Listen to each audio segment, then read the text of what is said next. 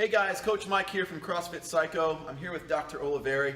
We just finished a big goal setting week with a lot of our members, and one of the biggest issues that came up was overhead issues that they're having that prevent them from doing things like getting pull-ups better, doing overhead squats, etc. It is one of the more common issues that we see among our members. So we brought in Dr. Olivieri to really tell us about, number one, what causes that, and then number two, what we can do to start fixing that. So one of the most common areas of the body that I see in my office with regards to injury and lack of mobility is the shoulder joint. And it's because of the unique anatomy of the shoulder as well as the positions that we're forced to adapt to in the 21st century that makes this condition so prevalent. And so let's talk a little bit about the shoulder. So if we look at the hip joint, not a tremendous amount of mobility there, but an amazing amount of stability. And if I were to actually strip all those muscles away, there's a nice ball and socket joint there, and that hip still would stay nice in its place. Same's not true for the shoulder. So we have a tremendous amount of mobility in the shoulder, but that comes at the sacrifice of stability. And if we look at the shoulder joint, if I were to strip all the muscles off, that shoulder, that whole entire arm, that upper extremity would fall right to the ground. And that's because the only bony attachment for the entire shoulder is right here, where that clavicle comes across and attaches to the sternum.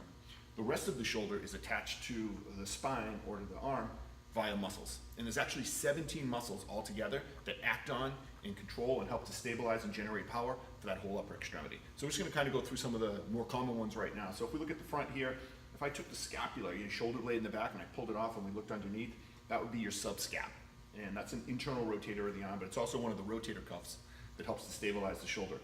Then we have the pec, long head of the biceps, the trapezius at the top, and then as we move around to the side, we've got obviously the deltoid muscle, which is the main power producer for the shoulder, the mid and lower trap here, the infraspinatus, the supraspinatus, the lat, the teres major, the teres minor, and the long head of the tricep. So those are the most common muscles that we see acting on the shoulder that are affected by what we do every day as well as by exercise. Let me turn back around for me, Mike. So you see the shoulder sits here, it actually sits right on the rib cage and it glides on that rib cage. And all those muscles that I talked about interact with the spine and the shoulder to help stabilize that shoulder and allow you to lift it up overhead. Okay? So when we begin to lose mobility in the spine here, whether it's in the neck or in the mid-back, those ribs start to lose mobility and that shoulder capsule starts to tighten up. It makes it very, very difficult for us to put our arms overhead. So Mike, turn over to the side for me a minute. I want you to just kind of round your low back for me and bend forward a little bit. Okay, so this is kind of a common posture we see because people sit at their desk all the time, driving cars. Everything we do is kind of down and in front of us. Think about texting on a cell phone.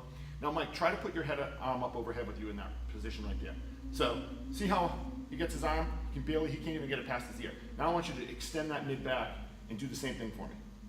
Good, see, now he gets that arm straight. Okay, so there's an intimate relationship here. So if you lose mobility in that mid-back or in that neck, it's almost impossible to get that arm into a good position. All right? So turn back around for me.